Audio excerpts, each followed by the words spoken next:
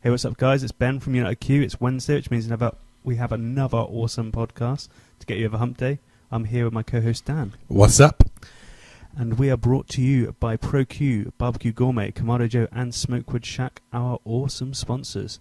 ProQ is dedicated to providing you with quality smoking products with top-notch service and free advice for beginners to pitmasters. You can find them on Facebook, Twitter, and Instagram under ProQ Smokers.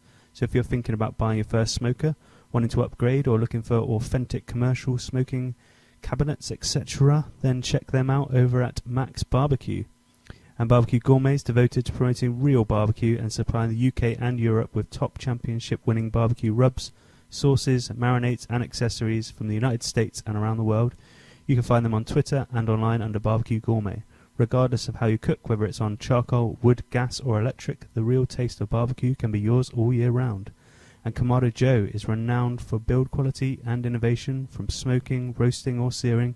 Kamado Joe is the premium ceramic grill chosen by Michelin star chefs and barbecue enthusiasts alike. Get that real barbecue taste and keep the moisture locked in. You can check them out at kamadojoe.co.uk and on Facebook and Twitter. Okay, and on today's show we have Roel, officially Pitmaster X. Hello. Hello. How are you doing? You all right? Yeah, I'm great. And nice to be on your show. Yeah, thanks for coming on. We've been really looking forward to getting you on. Both big fans of your YouTube channel and watched lots of videos, so it's great to get to actually speak to you. Yeah, that's great to hear. Always good to talk to some fans. I love your podcast as well, and well, we never met in person, but it's a great opportunity this way. Cool. Yeah, definitely. Thanks for coming on. And we've had some American and some Australian guests, but you are our first, mainland European guest. So welcome. Oh, cool. Yeah, yeah. That's a good first then, I would say. Yeah, definitely. Cool. Being from the Netherlands as well, so yeah. I have a lot of connection with UK. We get some teams over from the UK. Yeah. You've had Miss Piggies and a bunch of swines. You probably have met. Yeah. Cool. All great UK people. So. Yeah, we're really good friends with both teams. So yeah, we've had a bunch of swines on the show, and I'm currently speaking to Scott from Miss Piggies at the minute, trying to get him on. Obviously, the majority of the season's sort of finished, and things are sort of calming down. But he's assuring me that he's still pretty busy up until Christmas. So we'll probably get him on after Christmas. But yeah, it'd be cool to chat to him. Yeah, that's cool, because those teams, they do such a great job. They score so well, and I think you guys should be proud of having those teams coming from the UK. Definitely. They've both just been over to America and done really, really well over in America at the Royal and the Jack. So fantastic reps for the UK, and also talking about Holland, just massive reps for the barbecue competition scene. You guys are absolutely smashing it over there, and have so many competitions now throughout the year. It's fantastic to see. Yeah. Well, actually, Harry Havenga, I don't know if you ever had the chance to meet him. But he's not yet, but we are talking to him at the minute. Yeah, you definitely have to get him on as well. He's a great guy. He's really KCBS kind of guy, and he's a really good representative of KCBS in Europe. He actually started his own barbecue competition. Which is the biggest one in Europe. Like 60 plus teams now, isn't it? I think. Yeah. Around 60 teams. Yeah, but currently there's another one who's becoming bigger than that. Okay. And there's a German guy who also he's doing a really good CBS contest as well. It's Pot Barbecue. Okay.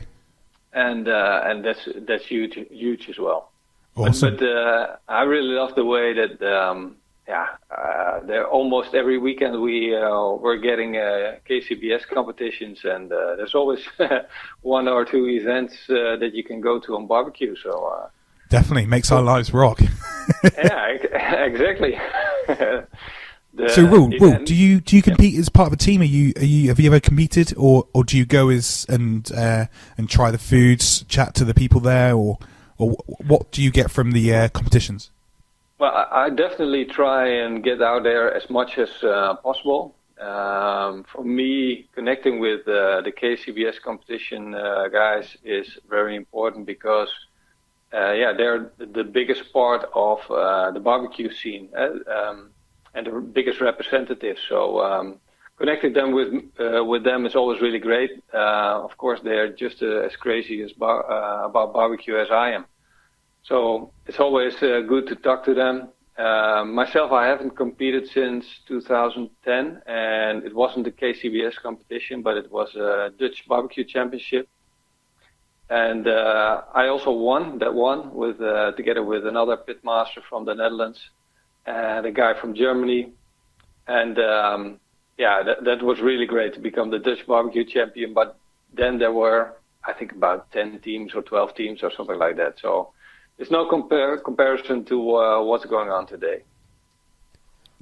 Awesome. Cool. Yeah, can't compare in the numbers, but I'm guessing like back then it was just a different scene as well, there wasn't it? So being at the top of that little ladder at the time must have still been a big achievement.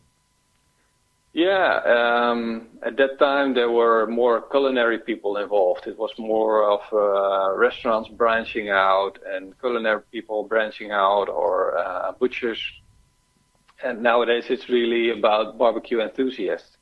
But back then it was a lot of fun to be competing at that. It wasn't easy to win. That's not like it was only having 10 teams, because still then the quality of the food put out there was really, really great. So still an achievement of which I am proud of. Yeah, definitely. So what's your background, Roel? Are you a chef? Yeah, because I see a lot of your videos and some of the techniques and stuff that you use do seem pretty chefy. So do you have any sort of chefy background at all? No chefy background. When I went to school, I did work in a steakhouse. I did catch a little bit of the fires there for meat, but no chefy background. I think most of it's self-taught, and just working with guys who are really experienced and willing to teach you things. That's the way I learned. Yeah, well, not to like down talk any sort of professional chef training or anything, but it seems like a lot more now. It's like sort of rise of the self-taught chefs and the way the world's becoming, how small it's becoming with stuff like YouTube, the videos that you produce, videos that lots of other people produce, podcasts like this show, and so many TV programs. It's very easy now, a lot easier than it ever has been, to pick up something like cooking and stuff like that. So I do think that it's sort of a rise at the minute of the self-taught chefs, and the standard of home cooks is becoming so much higher than what it's ever been, I think. Yeah, I think that most people at a certain point they make a conscious decision that they taste real great food, and they eat things at their friend's house, and they say, "Wow, this tastes so good. I want to be able to make this at home." And then decide that they're going to try it themselves, and then find out that they are capable of creating something that delicious, and then asking themselves, why won't I make it next weekend as well? And then they try it 2-3 times, and from there they say, I'm going to make something different, and from that it grows and grows. And it's not only on the barbecue, it's in the kitchen. I think people are getting away from the easy meals and the quick meals. Of course, they want to have them in the week, during the week, but in the weekend they just want to have some time preparing a great meal, because family appreciates it, your friends appreciate it, you feel appreciated, and you get to eat good food. And the knowledge is no longer in the kitchen. The knowledge is out there. It's on YouTube. It's on Facebook. Everybody shared the meal just prepared, and I think that that's really great. That's a big benefit of social media these days.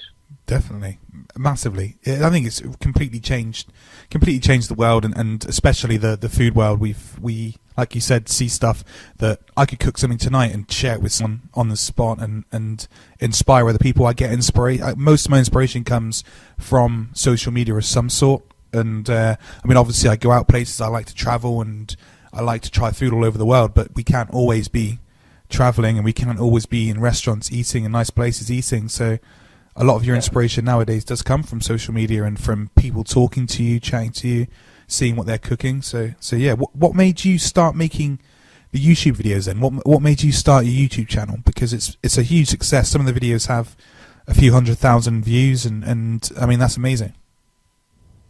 Yeah, well, I got a long story and I got a short story. Luckily, we have an hour. No, just kidding. When I came a barbecue champion, the Dutch barbecue champion in 2010, for me, there was a point where there was no return from barbecue, because it's such a acknowledgement of what the knowledge that I had and the skills that I've gathered. And at one point, smartphones were getting more normal and normal. And at a certain point, I decided to record a turkey cook on the web. And this was during Christmas with my family, my parents' house, and it was kind of fun. And I just placed it on YouTube with kind of a thinking in my mind that I just put it on there, see what people think of it, and share it in the Dutch barbecue forum. And people actually loved it, and 50 people watched it, and I was so amazed by that I could put something on internet and without really promoting it, or 50 people watched it. I thought, oh wow, that's amazing, and I wanted to share more. And I started from there, and at a certain point I realized that a lot of people were watching my videos. At that time it was about 100 or 200 each time I put a video out, and I decided that if I wanted to be serious about it, I have to put a video out every week. So I think that was about after a year that I started that, and from then it really exploded. It really grew into what it is today, and from only YouTube it switched also to Facebook, adding Facebook to a platform, because I don't consider myself to be a YouTuber. I consider myself to be someone who makes video recipes and does video reviews, and it doesn't matter what platform it's on. I just like to share the content, and Facebook is what YouTube is not, and YouTube is a place where you go to search things and watch things, but Facebook is much more about sharing. And it's amazing how videos can go viral over there. Yeah. I had the video which reached 10 million people. It got viewed 4.5 million times. Wow. And to achieve that on YouTube, that's almost impossible. But on Facebook, it's possible. So it's an opportunity that grows and keeps amazing me, and I think we're not done yet in this sense. It will become even bigger and bigger. Yeah, definitely.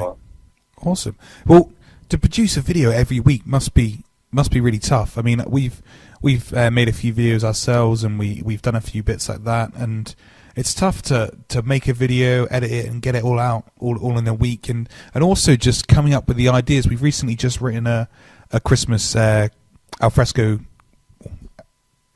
A Christmas cookbook based on the barbecue. We've just written, and to develop recipes and to get them to the stage that you want to share them and stuff, it takes time. How do you find I know obviously I was just talking about inspiration and that I'm inspired to cook stuff all the time, but to be able to get to the point to release a video, this must be really hard.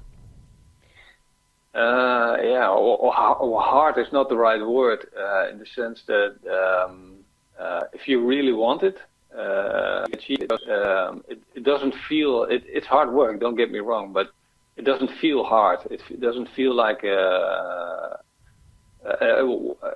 because you enjoy it, you're passionate about it, so it takes that away. Yeah, if someone offers you to drive in a Ferrari all day, then you will be in it for 8 hours and you won't be tired. You just enjoyed it. And it feels like that. It's when you get the barbecue, and I also like the video and like the editing. So every time it's exciting. So coming up with recipes is something that comes natural to me, and I think that for going about it already a few years now, I can come up with a recipe within 2 to 3 minutes. I think, oh yeah, I'm gonna make this and that. Oh, that's great. And then most of the time I don't even write the recipes down up front. So I just make it, and then afterwards I write the recipes down.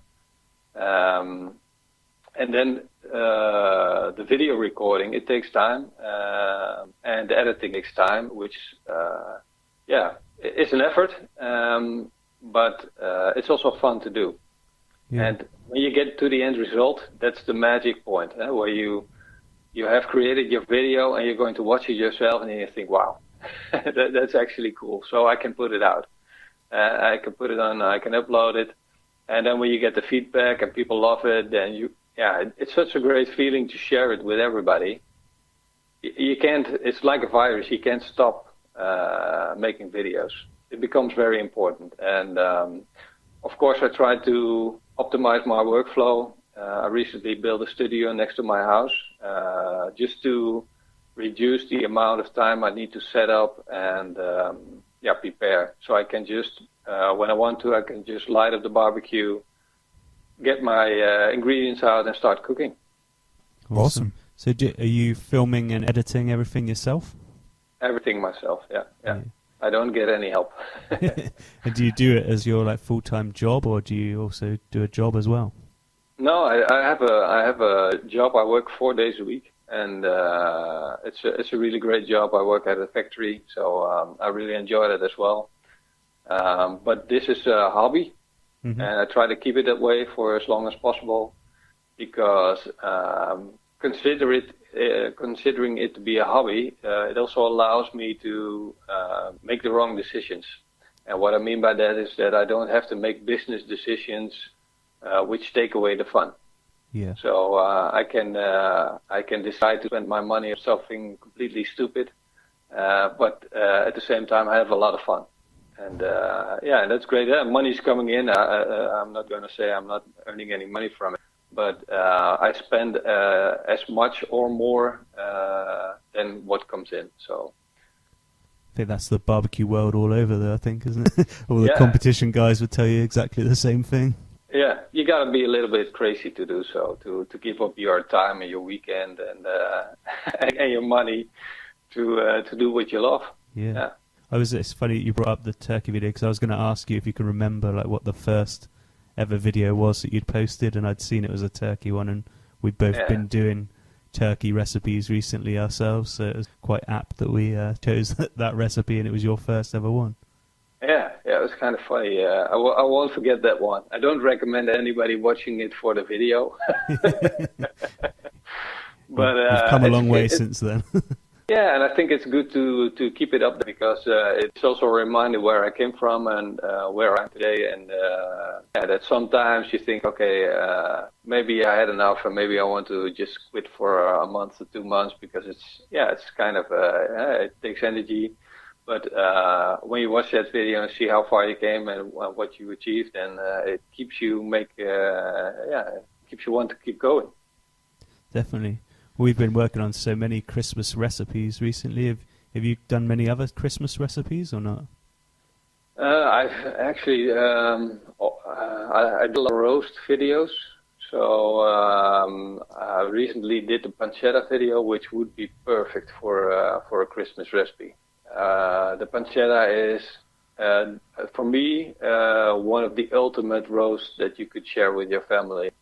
And the flavors are insane as well. So that's a fantastic one, but I did quite a few. Currently, I'm not as much on the season topic. I skipped the pumpkin thing altogether for Halloween, because I don't find that people are connected to that as much as they just want to see good barbecue. So I'm just kind of skipping the seasonal stuff right now. Yeah, so you're not going to release a Christmas special? No. Leave that to us. But the most followers of mine, they're just going to make spare ribs or a nice brisket for Christmas anyway. So I think they don't care about a special Christmas recipe anyway. So yeah, no, probably right. yeah. I saw the porchetta recipe did look amazing. You got the awesome crispy skin on it. 'Cause you removed the skin fully and then wrapped it and then you sewed it together with the butcher's string. And it looked really good. Yeah. It tasted even better than it looked. When I looked at Must the have been footage, hard. I was. Yeah, when you look at the footage, and then for me it's always a comparison. Does it do the food any justice? Yeah. And I had the feeling, oh man, I didn't really get the end shot that I wanted in a way that it reflects the way it tasted. So it was so much better than it looked. So, you also did another pork one recently. It was the pork belly, and that looked phenomenal. Where you sort of you sliced the meat side up into like small cubes and rubbed it all up and marinated it. That looked fantastic as well. You got a lovely crispy skin on that as well. It was lush. Yeah, that's the one that got 4.5 million views on Facebook. Oh, okay. That's one, and that's really great as well. For me, I'm kind of into pork belly at the moment. Getting the skin to turn crisp is challenging. But there's so many ways to get it crisp, and when it's just. I think it shows a little skill. You need a little skill to get your skin to crispen up, but you also gotta play with the meat. You gotta really tend to it. That the skin gets the opportunity to dry, to bubble up, and then you gotta find the right moment where it bubbles up, but it doesn't burn on the outside. And you want to just keep going, and you're thinking, oh, I hope I don't burn it. I hope I don't burn it. Right at the time that you think, oh, it's going to get burnt, then you have to take it off. The challenge is to get it as crispy as to that point where you don't burn it. And but when you do, and when the crackling is really crackling, I mean, the neighbors can hear it. Then you are. That's the ultimate satisfaction. Then you achieve the ultimate pork belly. Awesome. And that. Yeah, that's why I love pork belly right now, and I love to do it. And I did kind of 2 videos in a short period of time about it, but you can't have too much pork belly. I think so. I'm with you on that one, definitely. I was listening to the Brooklyn Pit Rat the other day. He was talking. He's getting quite the reputation, and he reckons that his the best thing he makes, and what he's getting the reputation in New York for at the minute, isn't your sort of. Your standard fare of barbecue of brisket or anything. He did place in I think it's like like a New York brisket competition they run, and he placed like 3rd or 5th in that. But what he reckons he's getting known for in New York for is his pork belly, and he was describing how he cooks it and stuff, and it sounded fantastic. But I don't know. He finished it off in fat, so he basically rendered down some fat and then turned the skin around and then basically finished it almost like frying it in the fat. So I wasn't like sure. For me, I've never really needed to do that, but I don't know. I suppose if he feels that gives him the ultimate finish, then I'll definitely give it a try. Yeah, and to me that's what barbecue is about. For me, it's trying things and always looking for new ways to cook a pork belly. I don't. When I see someone doing things different, I just like to think about it and think if I can achieve the same or what the best way is. I've been looking for how to cook a steak the best way for 4 to 5 years now, and I still think I haven't found out, because every time I cook a steak and I think I made it to perfection, I still wonder, can I do any better? And every time I find a way that I can do better.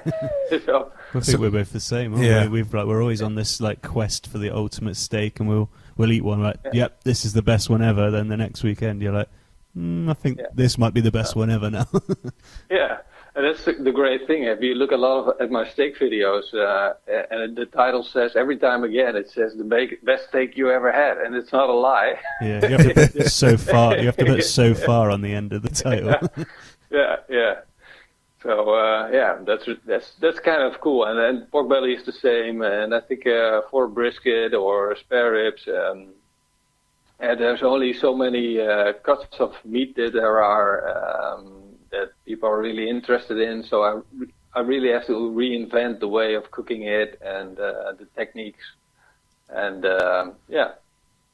Awesome. That's the big part of the fun. So at the moment, what is your favorite way of cooking steak then? Well, currently, for me, to get a good steak is to get as much. The Maillard piece is you want to keep it as small as possible. So you want a crunchy outside, but you don't want a gray area right under that. You just want equal over the whole. And when you cut it through, you want a red. I don't want it raw, but I just want it between raw and medium. Yep. And but I don't want any gray areas in between. That's what I'm looking for. So the best way for now, I like to do it cast iron. So get a cast iron pan, heat it up it has a nice equal heat. So give it some time to heat up. And then if you have a steak with, for instance, a ribeye, you can cut some of the outer fat off and render that off in the pan, and then get the crust on. And for me, you can cook it then afterwards. You can slowly cook it to temperature if you have to crust it outside. But for now, the best way is to do a reverse sear and then sear it off in a cast iron pan. That's the best way. Cool, I like it. Yeah. Sounds good. I still don't try sous vide yet. Yeah. I don't even have a sous vide ability, so I'm still need to venture out into that. But so far, I like the reverse sear with smoking and then crisping it up. Cool. Have you tried the ProQ afterburner grill? So it sits on top of your chimney and. No, not the ProQ version, but I use that technique. Yeah. Okay, cool. Yeah, no, I really like that. That gives it a really nice finish. It gets super hot, so you can get a really nice charred exterior without sort of overcooking the inside, which is, I mean, what you were saying about you don't want to have any sort of grey after the charred exterior, which is nice. Yeah. And going back to, you mentioned brisket, I'm going to talk about a video I saw recently. We had the ProQ guys, Max Barbecue guys on recently. You're talking about the cabinet smokers, and I saw you had recently got yourself one, and you cooked I saw a brisket video you did. Yeah, that's right. Yeah. How did you find that? Well, that machine is a dream. If I were a professional barbecuer and I would serve food to people, if I would be a caterer, I would definitely get one of these. If I were a barbecue team, I would definitely get one of these. For me, it's kind of overkill, but it's so cool just to show it in my videos. But this thing, you just fill it up with charcoal, you light it, you set it to the temperature, and there's nothing else that you need to do. That's it. You can put your meat in, but it will just constantly run at the right temperature. And it turns your brisket into perfection. I didn't even wrap the brisket in that video, just to see what happened to it, and it got really nice brown red color, really perfect. Awesome. It looked pretty good. Yeah, it was amazing, and the brisket was really great as well. It was really marbled from the beginning, so it wasn't really likely to get dried out. But I think that the ProQ guys they really got a real great smoker there. They did a great job at constructing this one. Yeah, definitely. Yeah. We're envious of it every time we see it. We're like, how can we justify getting one of these? You can't. That's always what I say. I say, okay, you don't need one, but you're definitely gonna want one. It's really great. Yeah. No, for me, having a ProQ in my garden is really a privilege. Really happy that the guys from ProQ lended me one to try it out. And they told me I could keep it for as long as I used it. So I guess I'll just keep using it. I'm taking it hostage. Yeah. Yeah, not bad. Not bad. It's a good result. Yeah, if it's always hot, they can't take it away, can they? Yeah, well, they can try. Yeah. Sorry. I was just flicking back slightly to pork belly because of the other product that the ProQ guys do. They flip and grate. Have you tried that one out? I have one, and I use the braai a lot as well. Cool. I don't know if you've seen it in my videos, but I love the South African braai. I got one from the Home Fires braai, and that's I love. People always have these discussions about using briquettes, using gas grills, using charcoal, and what's real barbecue, and I love using a braai for having an authentic way to cook, and it's just cooking on wood fire, and that's fantastic. You have the wood fire in the center, embers drop down, and you place the embers on the grate underneath the grate, and you cook your food, and it's more of an experience, and it's more challenging as a pitmaster than just using your Weber or using your ProQ. It's a real challenge to cook on that. And that's really fantastic, and it's actually perfect for the flip and grate. You place the flip and grate on there, and you can adjust your height that you have from the embers. So I love the flip and grate in that sense. I don't. We're in the Netherlands. I don't know how it's in the UK. We are not allowed to create a fire on the beach, so I don't think I will take it to the beach. So the opportunity that I have is to put it on the Weber or put it on the braai. Cool. And for me, putting it on the braai, that's a really great tool for that. Yeah, definitely. Awesome. I'm struggling to looking at your all your videos and all the amount of gadgets and everything that you've got. I'm like struggling to find something that you haven't got on there that I'm like, what's he not tried? So is there anything out there that you really want to try that you haven't managed to get your hands on yet? There's a lot out there that he's not going to say no. No, I can't say no. No, I don't own a ceramic grill. It's been a big thing for me. I've owned a Big Green Egg for a while, and I really loved it. But I currently don't own one, so I really want that. That's on my wish list. Yeah. But I also always look forward to trying different stuff. Like the braai, that's really great. But currently, we have something in the Netherlands that it's like a bowl with a ring on the side. I don't know if you have this as well. In the middle, you have a wood fire, and you can cook on the ring, which is around the wood fire. And, but like a fire bowl with like a thing over the top of it? Yeah, you have the ring on the side, and it's like a thick steel ring, and it just heats up from the fire. Swing it across? Does it like move across, or is it? No, it's really more like a bowl, big bowl, and a ring that's on the side, and you just get to cook on it, and I think the experience would be great just to cook with that.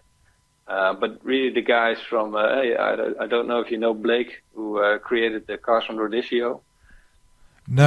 We've never met Blake, but yeah, know of him. Yeah, and if you see his product, people who come up with that stuff are genius. They are really great because every time I have one of these things, and every time when I go to an event, which or friends that they ask, hey, can you bring some stuff? I just bring my Carson Rodizio, put it on the Weber, and what to a lot of people is just boring Weber for the bad way that we are traditionally accustomed to grilling in the Netherlands becomes instantly fun. Watching your meat spin around. That's the best thing to look at for hours. So, and I really like that people keep inventing new stuff for barbecue. So, yeah, definitely. It's like creating recipes. There's no end to it. Or someone will always come up with a better version or a better idea. Yeah, and what's popular over here at the moment, I'm not sure if it is for you as well, is the like Asado style way of cooking. Have you seen that? Asado. So like the big sort of cross with your meat on it. Yeah, it's. I think that the barbecue community knows about it, but we don't practice it much because of the open fire situation. We don't use that style. Yeah, I definitely still want to make some videos on it. Yeah. On that style, but I have to first get the right setting where I can have an open fire. So it's on my wish list as well. Yeah. Cool. Yeah, and I really like to try. Kamado Joe came up with their Joe Tisserie. Yeah, I've got one of those. Yeah, I really would love to try one of those as well. Yeah, just to see really how awesome. It is. Yeah, because when I had the Big Green Egg, I just thought that, wow, why don't I have a rotisserie on a Big Green Egg? Yeah. It's kind of, something that you really need. Yeah, definitely, and it works so well. It fits like so perfectly. They've done a really good job on the way they've designed it and made the ring fit perfectly inside there, so it locks in the moisture still with putting the lid down at the same time. It's just really, really great little product, actually. Yeah, and I think that Kamado Joe is doing a good job at this moment. You see a lot of other ceramic grills coming up. For a long time in the Netherlands, at least, Big Green Egg was the biggest one. Yeah. But you see that other manufacturers are really stepping up their game, and I think that I went to the Spoga fair. I don't know if you know about this, but the Spoga is the largest barbecue fair in Europe, and the Kamado Joe was there with all their equipment, and it just looked so well. You could lift the lid of the Kamado Joe with one pink, and I think that how they managed to get that over all of the length of opening it, that's really fantastic. I think they really did a great job on that, because I have friends coming over and they picked up the lid of my Big Green Egg, and then because of the weight at the end, they just dropped it out of their hands. Yeah, it just hurts to watch it. Yeah. And well, that won't happen when you have a solution like that from Kamado Joe. So that's Definitely. I think they've replaced their gasket as well, haven't they, on the new ones? It's now like a rubber instead, so it never needs replacing anymore. Yeah, and the top vent is now waterproof, and the rain doesn't drop in from above. Yeah, they're just like all of the innovations that people have wanted, they've like got them all into the new ones, so it's really awesome. Yeah, they really seem to listen, and that was my one thing between the Big Green Egg and the Kamado Joe that I often spoke to people about was when you look at like the accessories for one, and then you look at what Kamado Joe are doing to improve themselves all the time. It sort of seems like Big Green Egg were the market leaders and just happy to sort of sit there at the top and weren't really doing anything. But Kamado Joe have really crept up behind them and doing really great work, which is awesome to see. Yeah, and I think this is important as well, because as a customer, you don't want a lazy manufacturing deciding on what you are going to grill. You want to get the best tool that you can possibly get. So that's always good when someone raises the bar for the big manufacturers. Definitely. Another video of yours that's been really popular, which like stood out to me, was your UniPizza oven, because we both got UniPizza ovens and we love using those, and that's obviously been a popular video for you as well. So how do you get on with that? Well, the Uni is really a great pizza oven. You can use it for a lot more than just cooking pizzas on it, and I think that here again you have someone who just came up with something, really believed in what he came up with, and pushed it just as long until really people started noticing it.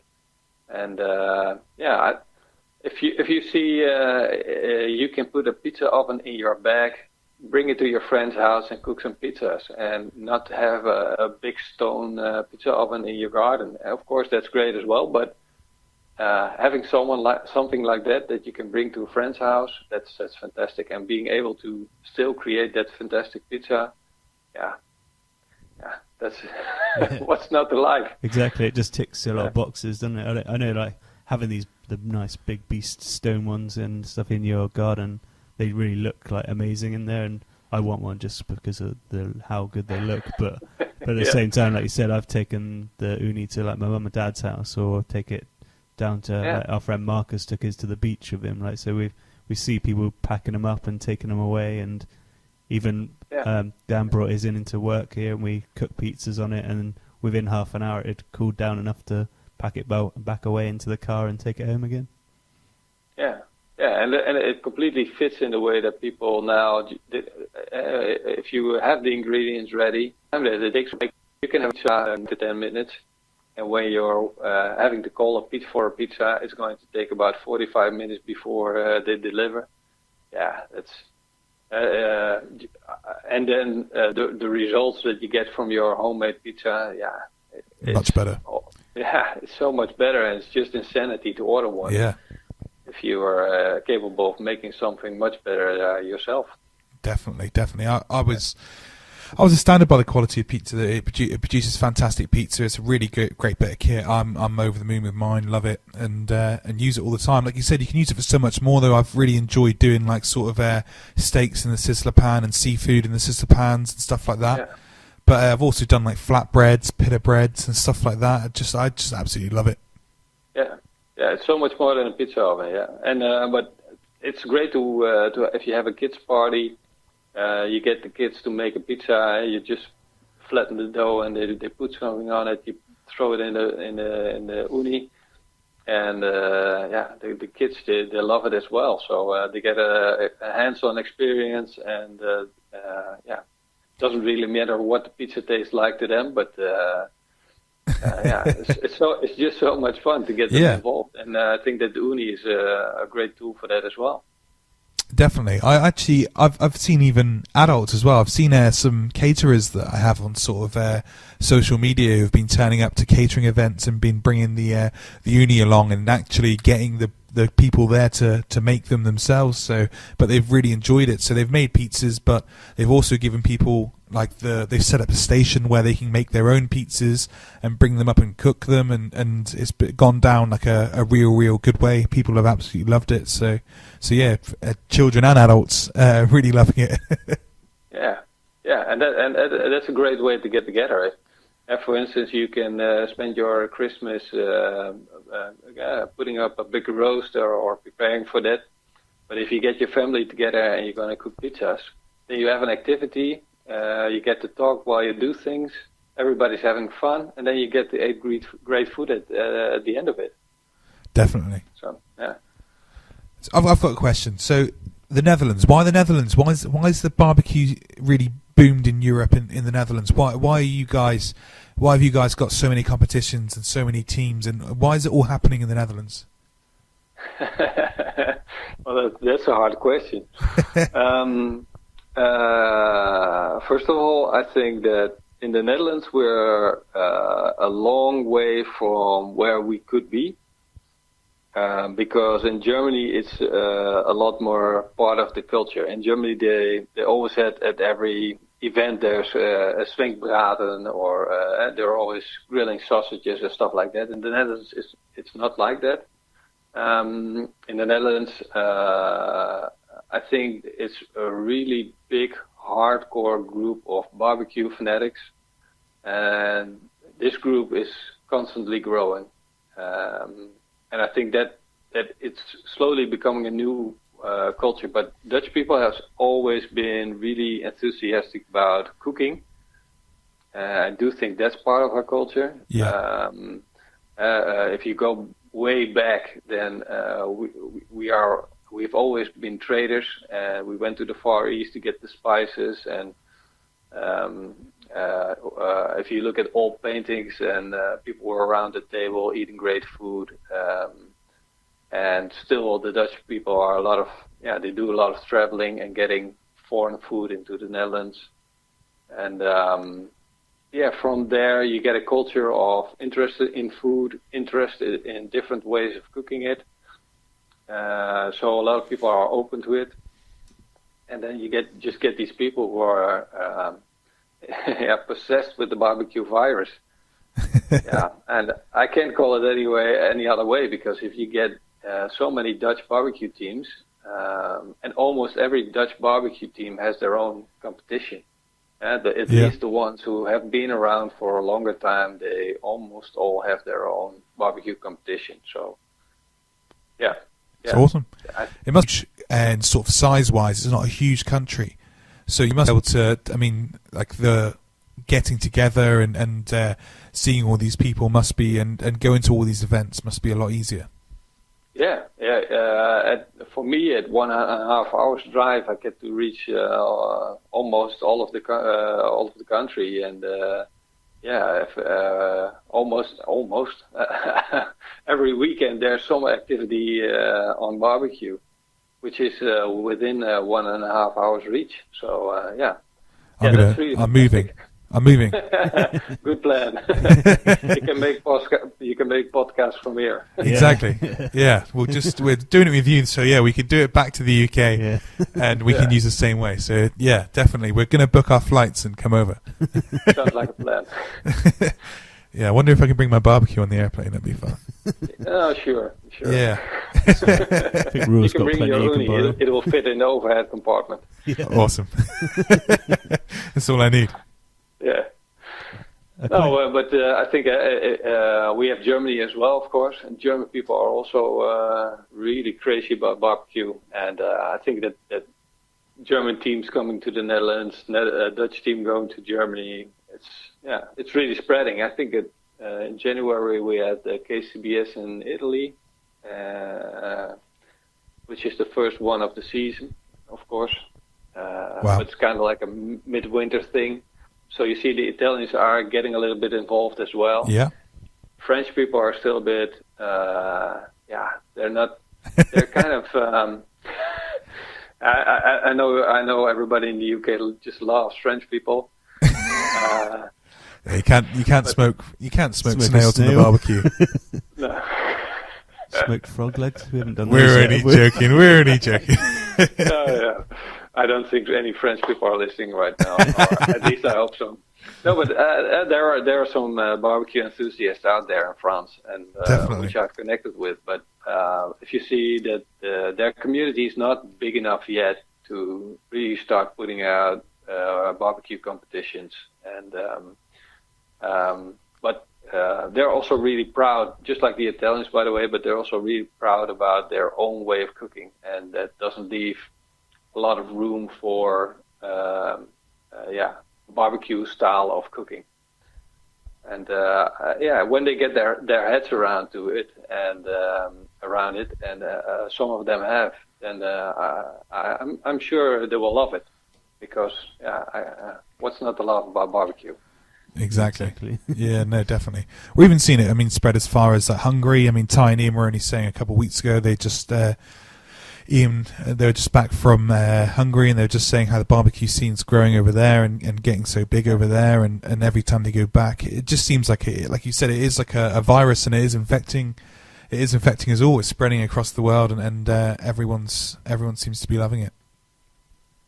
Yeah, and it's the same way, like you guys reach out to me. You can reach out to someone in the barbecue community, ask him questions, ask him for support, and you will most likely be able to get some support. If you're competing in a different country, if you need something, there's always someone willing to help you out. And that's really great about the barbecue community, and that's why people want to get involved. It really seems like a big family. It is like that, and you like you just said, you summed up. You reach out to people all over the world, and everyone seems more than happy to help out or to come on and chat and whatever it may be. That was a great example what you said about when you competition teams going abroad, and we know there was a team that came on here, the Smoking Yankees Belfast, that are going over to America to compete in the Royal, and for them that was a huge thing, and getting over there was a massive cost to them, and a lot of teams sort of reached into their own pockets, and a lot of people over there helped them out with sourcing meat and sourcing rubs and all sorts, and smokers, and it is really just one big family, as you said, and yes, it is a beautiful thing. Yeah, and I think if that wasn't there in barbecue, then it would just be cooking meat, and then it wouldn't be barbecue, because I really do love the great food, but being a part of a community and sharing your hobby and your enthusiasm, that just adds to it so much that without it, it wouldn't be what it is now. Yeah, definitely agree with you there. As Dan said a minute ago, like the barbecue scene's just taking off absolutely everywhere. Like barbecue restaurants are popping up here, there, and everywhere as well. Over here now, have you got much of a barbecue restaurant scene over there? Yeah. There are we have food trucks. I think you have them as well. We have a lot of food trucks festival, which not are all really great in barbecue, by the way. They do good burgers, but some are really great. And I think we have some people from the barbecue community who start their own restaurant, who start barbecue restaurants in the bigger cities, and they do really well. They take the traditional American barbecue, not take any shortcuts, but really put in the effort. And and that's fantastic. If you visit a barbecue restaurant like that, it's always a joy. It's always a joy. Yeah. Awesome. Yeah, it's good. Yeah, like you say, it's a joy when you go to one who's nailed it perfectly and got some like really great authentic tasting barbecue food there. Yeah, because you all had the experience where you went to a restaurant that pretended to have a good barbecue food, and you went home disappointed and started avoiding these restaurants. Yeah, definitely. Yeah, I think there are more restaurants to avoid than to visit. Yeah.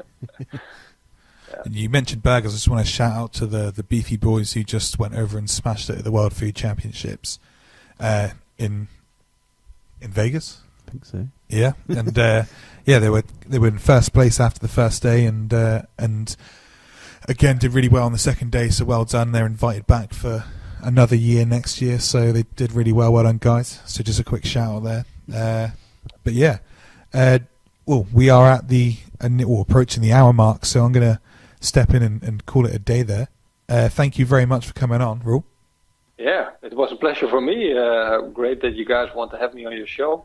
Yeah, no, it's been fantastic having you on, and I'm sure we could go on for another hour and keep talking. Keep talking and talking. Easily. But we'll maybe save that for a part 2. Yeah. Maybe save that for a part 2. We'll catch up. Yeah, that's a great idea. And we're looking at doing some of the competitions in Europe this year and coming across and not competing, but just coming over and meeting some of the guys and mingling, because we're putting on a KCBS competition here in the UK next year. So this season coming up. So it'd be nice to come over and chat to some of the other guys and stuff like that. So we might see you when we're exploring. Yeah, when you're getting in the Netherlands or Germany, just make sure you let me know. Definitely, will do, bro. Yeah? Yeah, definitely. Thank you very much. Thank you. Chat soon. Hopefully next time. Yeah, definitely. Definitely. Just before you go, could you just tell everyone where they can find you on social media and websites, etc.? Yeah, sure. Just Google Pitmaster X. So that's on YouTube. That's Barbecue Pitmaster X connected, and Facebook Barbecue Pitmaster X, and then barbecue is BBQ, of course. So mainly my videos are on YouTube and on Facebook. But if you want to, you can also look me up on Instagram. If you go to my website, www.pitmasterx.com, there you will find all my social media. Awesome. So, fantastic. Thanks very much. Yeah, thank you. Thank you, bro. Chat to you soon. Evening. And you. Bye. Bye. Well, thanks for tuning in, guys. We've recorded yet another awesome podcast to get you over hump day. Big-headed. Well, it was awesome. As always, we're brought to you by ProQ, by Kamado Joe and Smokewood Shack, our awesome sponsors. ProQ's dedicated to product novice and free advice for beginners to masters. You can find them on Facebook, Twitter, and Instagram under ProQ Smokers. So if you're thinking about want to upgrade for charcoal cabinet smokers, check them out over at Max Barbecue. And Barbecue Gourmet is devoted to promoting real barbecue and supplying the UK and Europe with top championship-winning barbecue rubs, sauces, marinades, and accessories from the United States and around the world. You can find them on Twitter and online under Barbecue Gourmet. Regardless of how you cook, whether it's on charcoal, wood, gas, or electric, the real taste of barbecue can be yours all year round. And Kamado Joe is renowned for build quality and innovation. As you heard in this podcast today, we talked about some of those innovations. From smoking, roasting, searing, Kamado Joe's is the premium ceramic grill chosen by Michelin star chefs and barbecue enthusiasts alike. Get the great barbecue taste and keep the moisture locked in. Check out kamadojoe.co.uk and on Facebook and Twitter. And last but not least, Smokewood Shack deliver quality smoking wood every time. They provide the smoky goodness, you provide the talent. So if you're looking for smoking wood chunks, dust, chips or planks, head on over to smokewoodshack.com, or you can find them on Twitter under Smokewood Shack. So goodbye from me. And goodbye from the best barbecue chef ever. I'm the best barbecue cook on this podcast by far.